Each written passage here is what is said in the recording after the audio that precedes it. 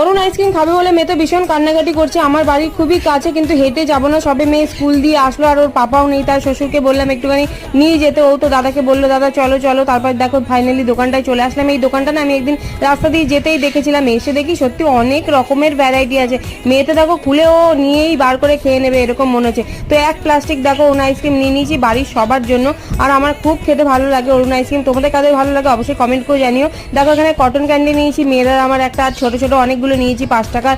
তারপরে এখানে দেখো স্মাইলি নিয়েছি, ফিশ নিয়েছি, অনেক খেয়েছি আমি আর মেয়ে সারা দুপুর, আর সবাইকে দিয়েছি। আমার শাশুড়ি সব থেকে ভালো লেগেছে এই ছোট 5 টাকার কটন ক্যান্ডি। তারপর নিয়ে আসলাম 5 টাকার দেখো কাঁচা মিঠা আম, এটাও ভীষণ ভালো খেতে। অনেক রকমের নিয়েছি যেগুলো আমি আগে খাইনি। তোমরা কারা এর মধ্যে কোনটা ট্রাই করেছো আমাকে অবশ্যই কমেন্ট করে জানিও। দেখো এই কটন ক্যান্ডিটা খুলতে গিয়ে আমার হাতটাই কেটে গেল। বড় ভিডিও আপলোড করা আছে, কেউ দেখতে ভুলো না।